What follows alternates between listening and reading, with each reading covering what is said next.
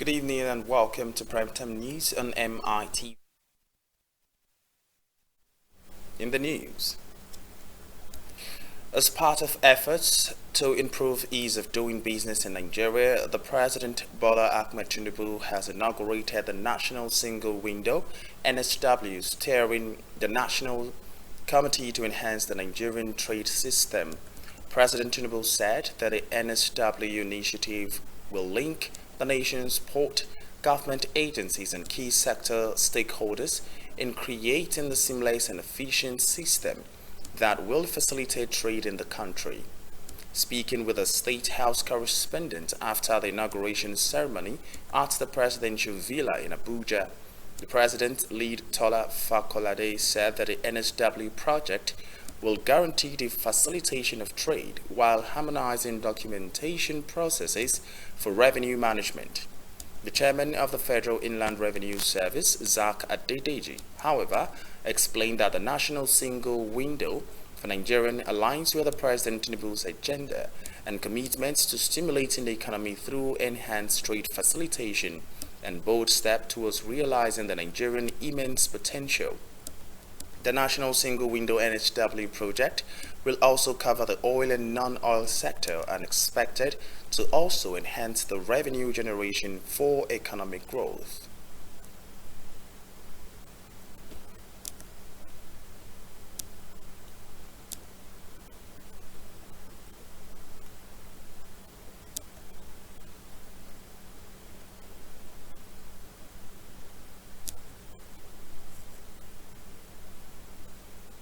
The single window.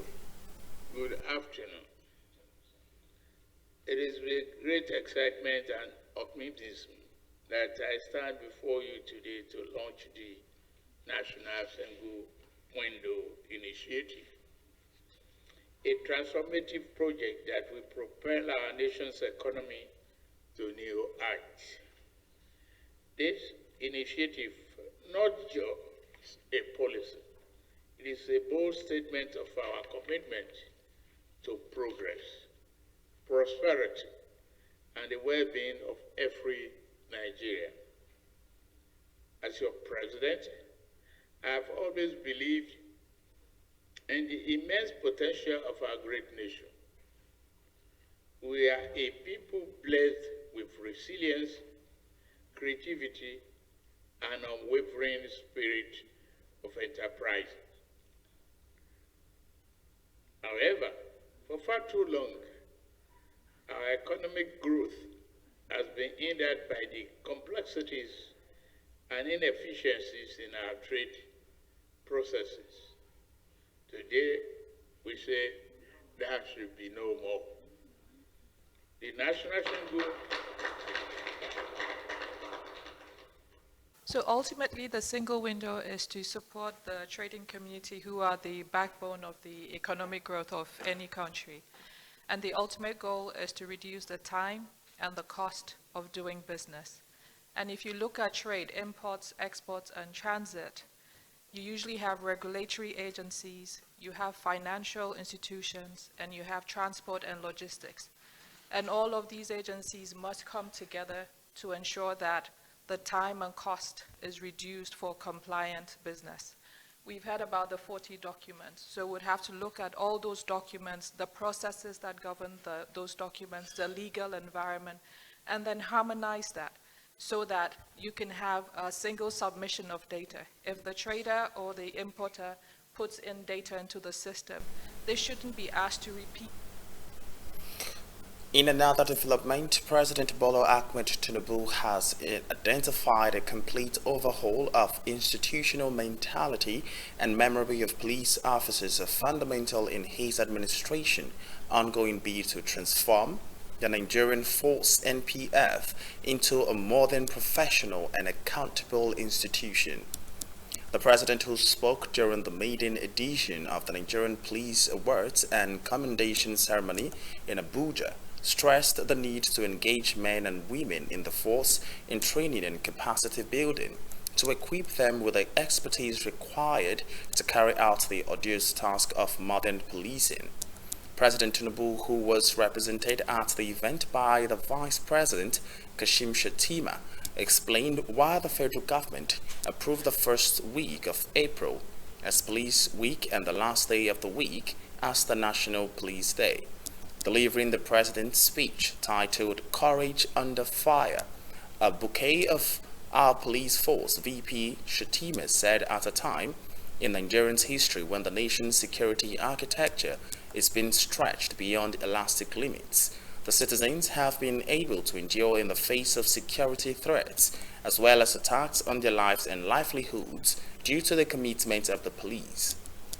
President of the Senate, Senator Godswill Akpabio, commended the Inspector General of Police, IGP Kayode Adeolu Egbetokun, for recognizing the hard work, resilience, and patriotism of the officers and the men of the police force while expressing delight for the celebration of well-deserved officers of the force, saying that the decision to celebrate the nation's unsung heroes will pave way for a new police force in the country. And IGP Egbetokun applauded President Tinubu for his support to the force, as well as his administration efforts in ensuring the nation's security forces are up to their game.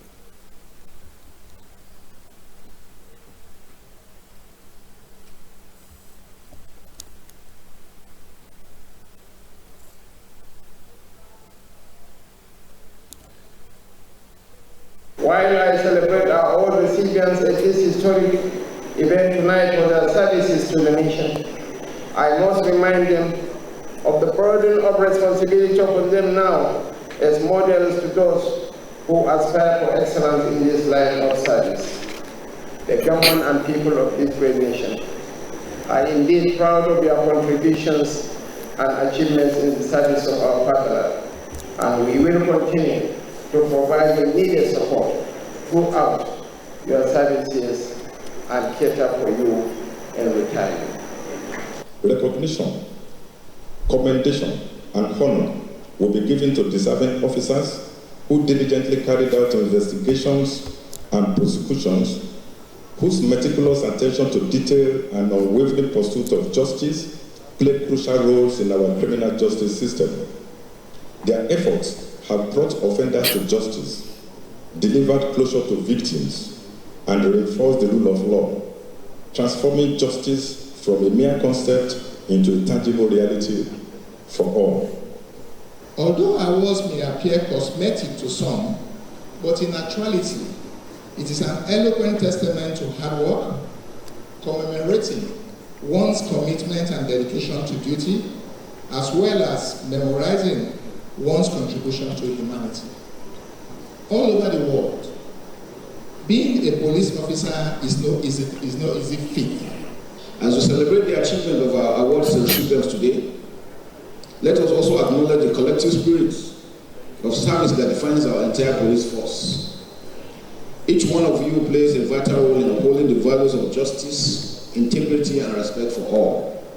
Today, let this maiden ceremony serve as a testament to the noble ideals that guide our police force. May we continue to stand together in support of law enforcement and work towards building a safer and stronger Nigeria.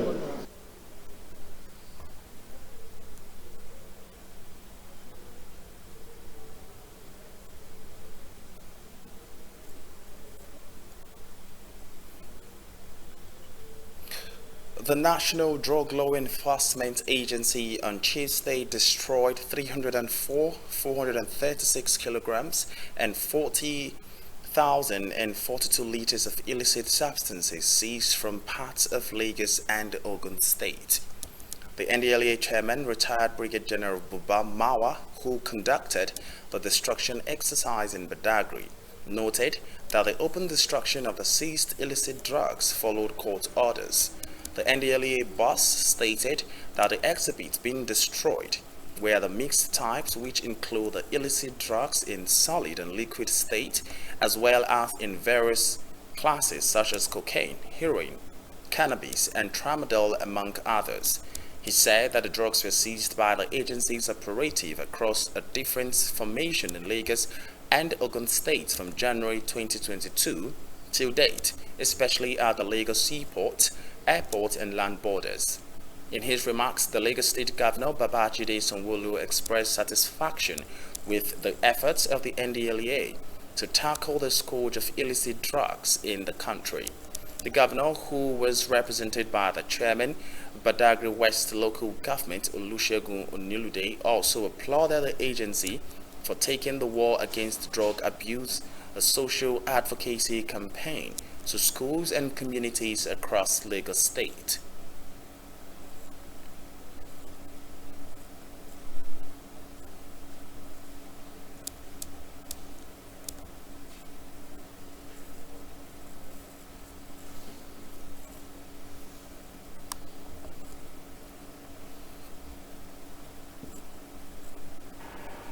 To be destroyed here today on the order of the court are solid drugs weighing 304,436 kilograms and a liquid 40,042 liters of liquid drugs.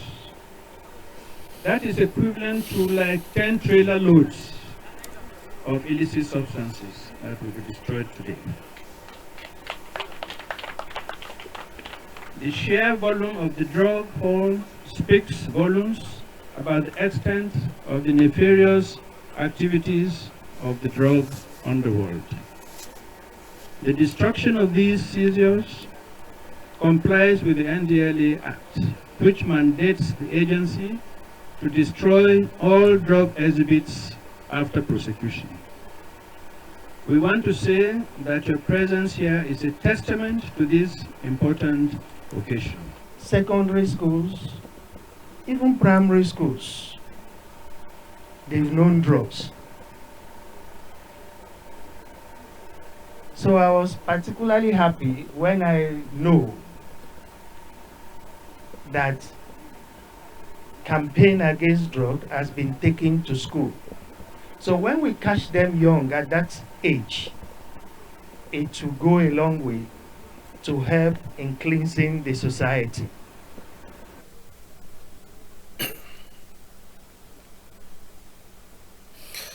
And here in Lagos, the state government has commenced the removal of all contravened structures under the System 1 drainage, Channel, Mainstream, Ojota, and Ogudu.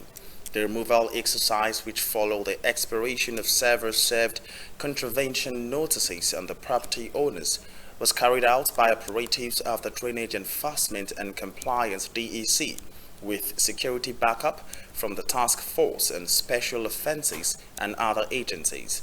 The ministry had also explored consultative stakeholders meetings that involved members of the Legislative Assembly, one of which was held on December the 21st last year to find possible solutions. At one of such meetings convened by the Commissioner of Environment and Water Resources, Tokumbo Wahab, with House of Assembly and member representing Koshofe 1 in attendance, none of the property owners could provide evidence of titles to the structure built on the drainage right of the way. He reiterated that in the absence of valid titles, all structures on the System 1 right of way will have to go.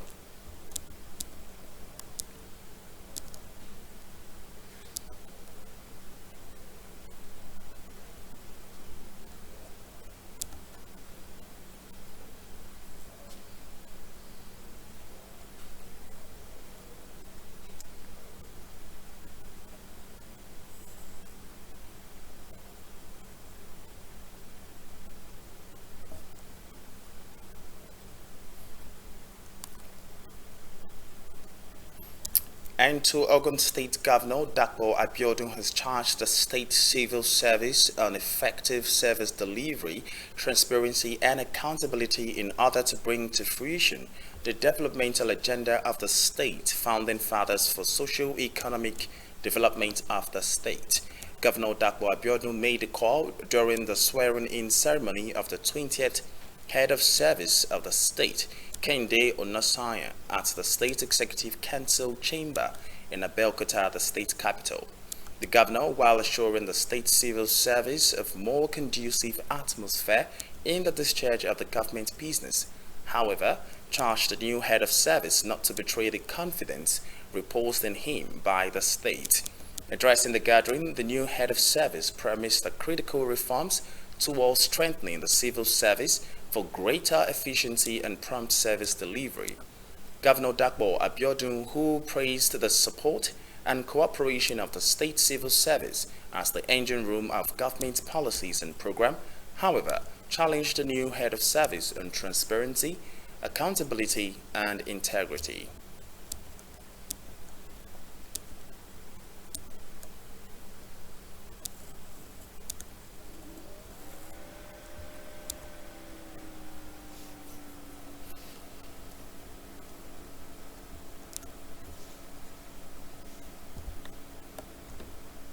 Its fields.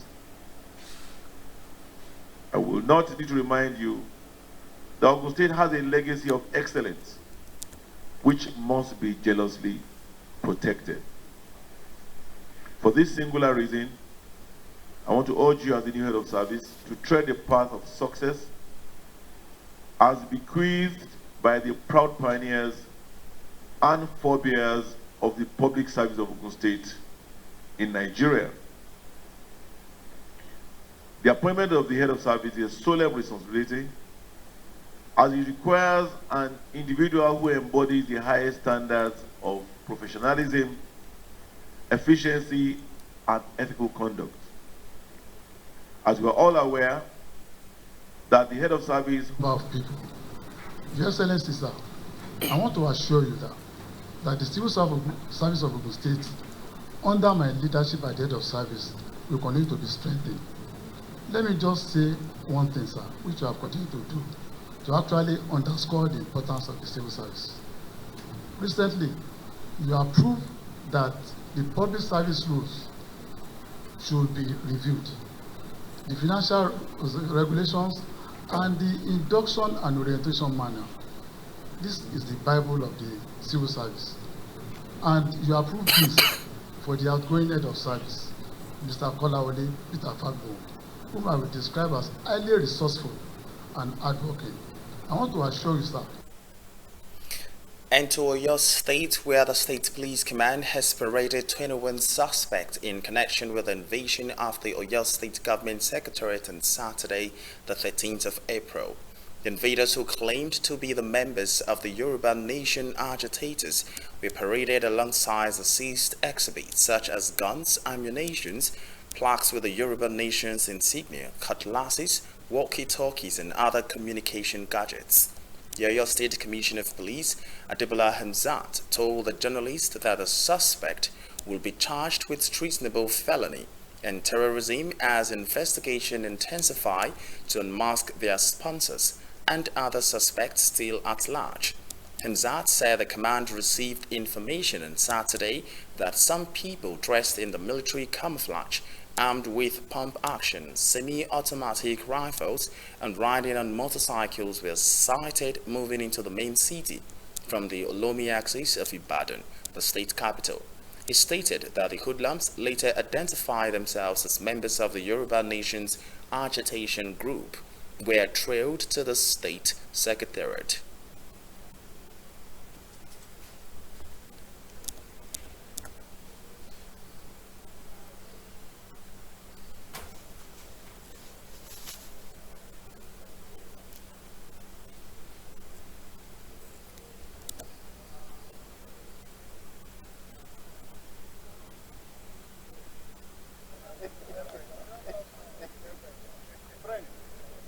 While declaring this act as criminal, unpatriotic, and a clear case of treasonable felony and terrorism, to be meted with adequate sanctions through purposeful prosecutions, the command reassures the good people of Oyo State that it remains solidly unwavering to the protection of their lives and property as constitutionally required by the laws of the land.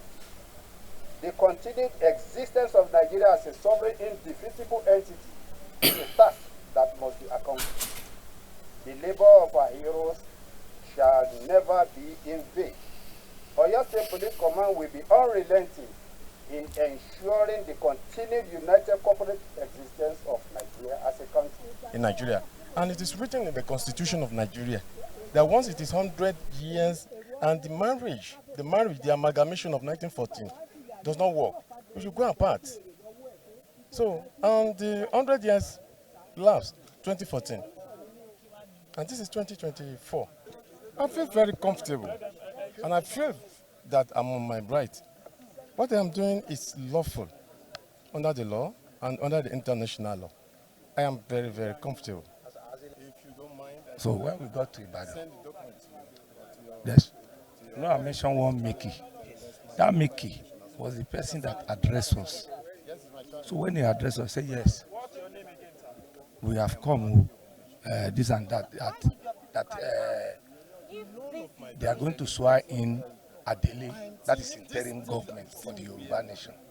So immediately they proclaim that interim for the Yoruba nation. We will go to the secretariat to wait for them. And still in Southwest, as part of measures to make life bearable for the students of the special schools in Ekiti State, the state government has employed 74 support staff to the special schools in the state. Correspondent Abidemi Sikiru, who was there at a training of the new support staff in Ikere Ekiti, has the report.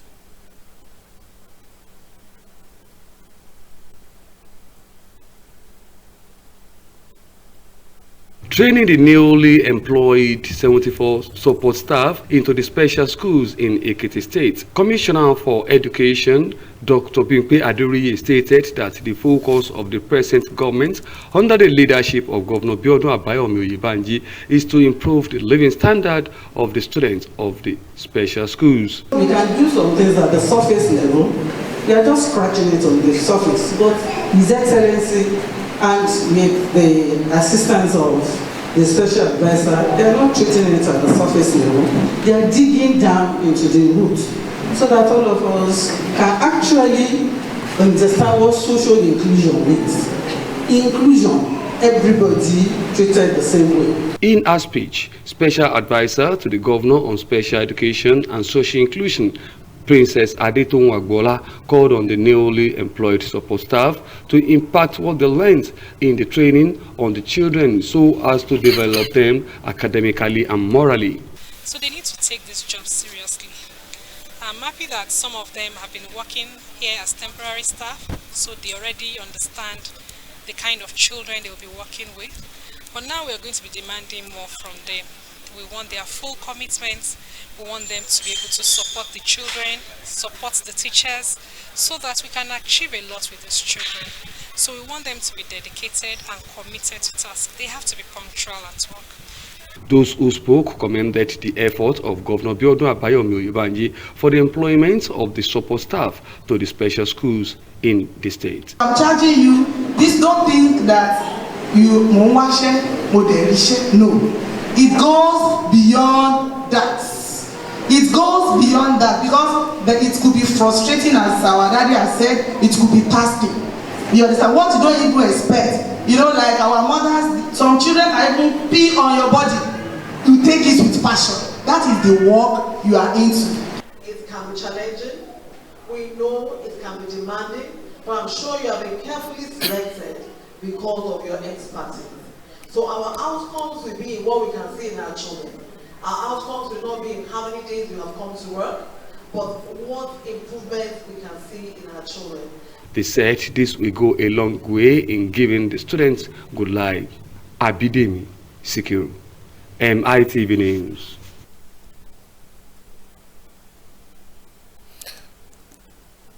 Two human rights advocacy groups have taken a critical look at the performance of government by the current administration in Lagos and the people of the state, with a verdict that the government has performed to a large extent, but with a notice that there are still some gaps left to be covered in line with promises made to the people of the state. The Human Rights Advancement, Development and Advocacy Center, HURIDAC, and the Center for Anti-Corruption and Open Leadership, CACOL, came out with this position in Lagos on Tuesday during the public presentation of commitment and corruption of promises made and kept by the Lagos state government. Executive Director of HUIDAC, Ayodele Amin, said it was imperative to monitor the promises made to the citizens of Lagos during electioneering campaign to know the extent that the government has fulfilled its promises. He observed that the people lack information of the execution of projects by the government, while making it clear that the people needs to get involved in governance and hold the government accountable. The chairman of CACO, Debo Adeniro, said that the forum was about getting facts about how Governor Babachide Sanwo-Olu has fared in terms of socio-economic upliftment of the people of the state when his promises were considered.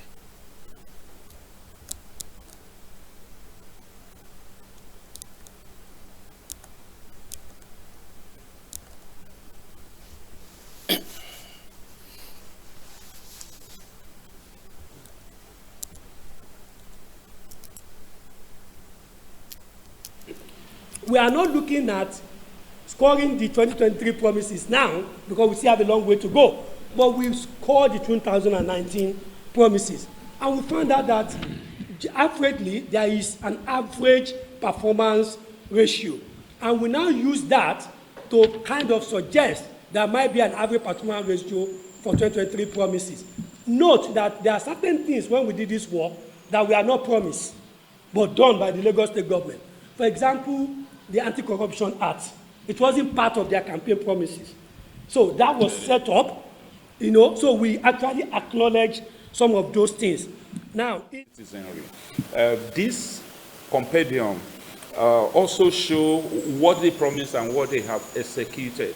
They have done well to a very large extent, but there are some gaps that we still need to plug, or we need to get the government to look at and plug it.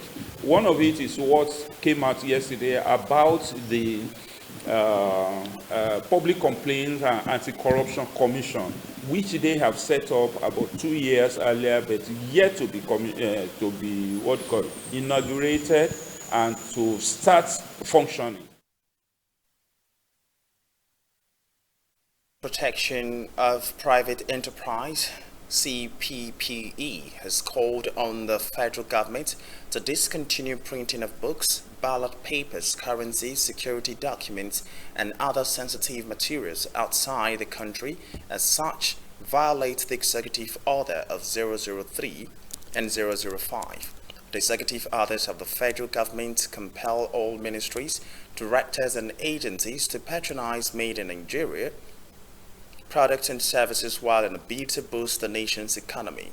The executive director of the CPPE, Dr. Muda Yusuf, maintained that the Nigerian needs more patronage of our local produce to grow the domestic capacity for printing jobs.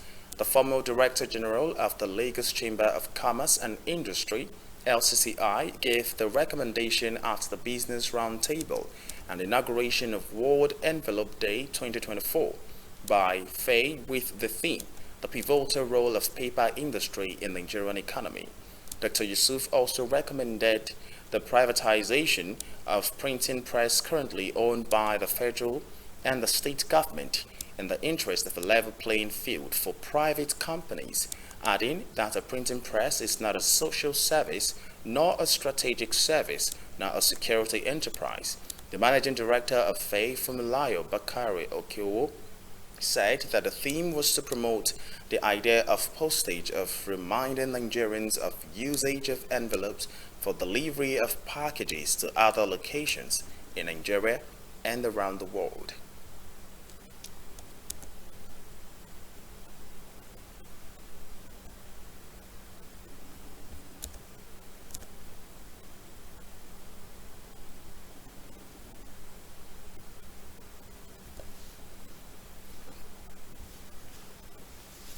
The interest of a level playing field, the practice of governments at states and federal governments setting up printing press is an anti-competitive practice. I'm proposing that we put an end to this practice in the interest of fair competition. Major government agencies that have huge budgetary allocations for expenditure on papers, envelopes and other paper products should be compelled to patronize domestic paper products.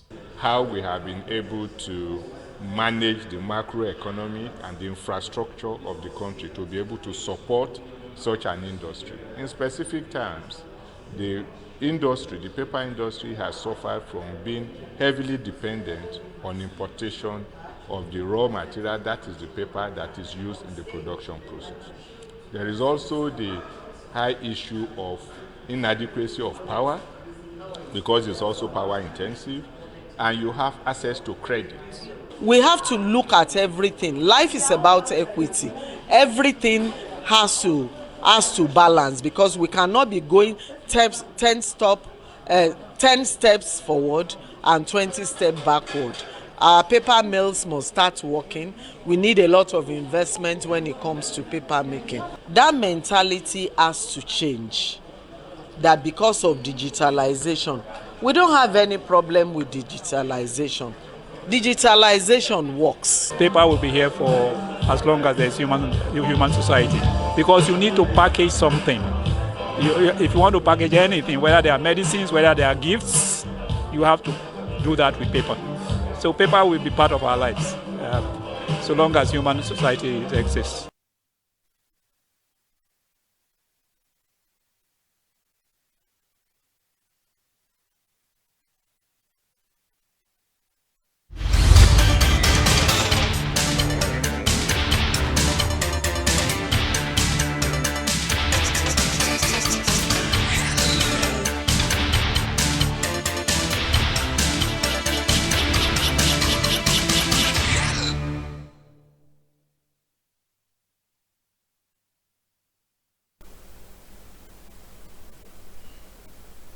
Welcome back in the foreign scene. The United States has condemned Iran's drones and missile attack on Israel over the weekend that was successfully intercepted by the US and Israel, calling it reckless.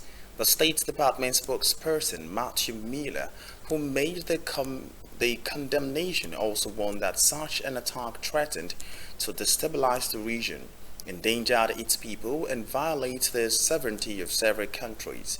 Miller again called for a ceasefire in Gaza to allow the flow of humanitarian aid and the release of remaining hostages held captive by Hamas since October 7 attack on Israel.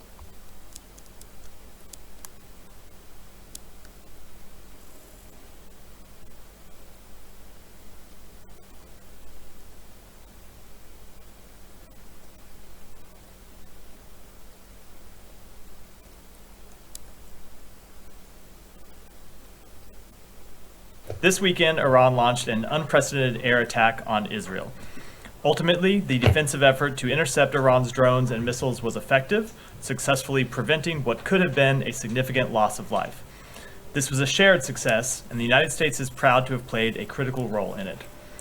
Over the past 2 days following the attack, the President and the Secretary have consulted extensively with partners in the region and around the world. Secretary Blinken spoke yesterday with the foreign ministers from Egypt, Jordan, Saudi Arabia, Turkey, Germany, and the United Kingdom, and he continues to make calls with foreign counterparts today. We will continue to emphasize the importance that the international community act as a united front.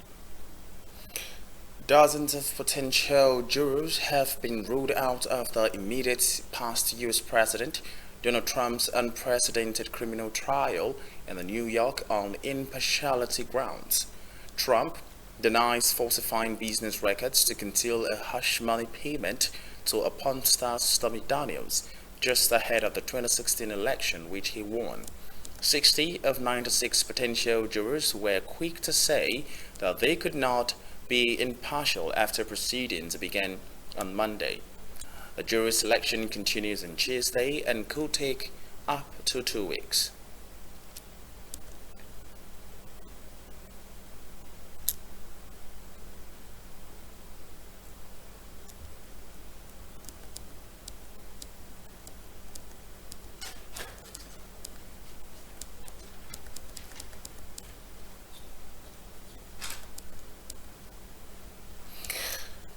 And moving on to sport. Bernardo Silva says that an unprecedented double treble is an inspiration and motivation as Manchester City prepare to host Real Madrid on Wednesday with a place in the finals at stake last season. City became just the second club in English history to win the treble of the Champions League, the Premier League and FA Cup 24 years after neighbours Manchester United achieved the feat. The City drew the first leg of the Champions League quarter-finals with the 14-time European champions Real Madrid 3-3 at the Bernabeu last week. And as the finishing line of the 2023-24 season approaches, they are 2 points clear at the top of the Premier League, with 6 games to go and face Chelsea in the FA Cup semi-finals this weekend.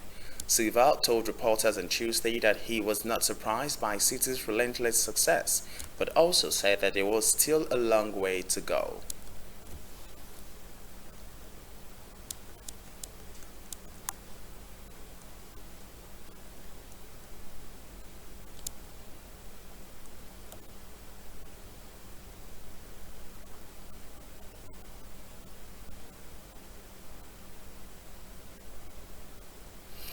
And talking tennis great Rafael Nadal made his comeback from injury at the Barcelona Open on Tuesday, starting his first round match against Flavio Cobolli.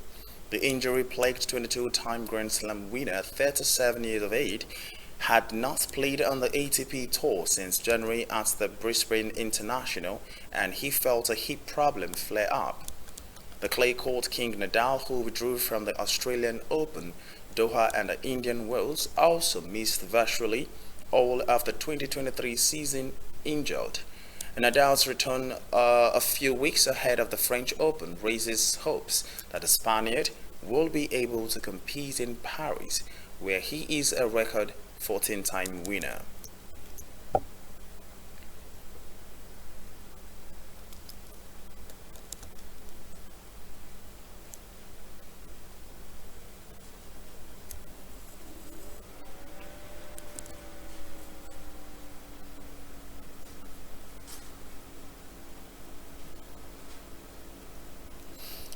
And that's where we draw the curtain on tonight's news. I am Victor Daniels.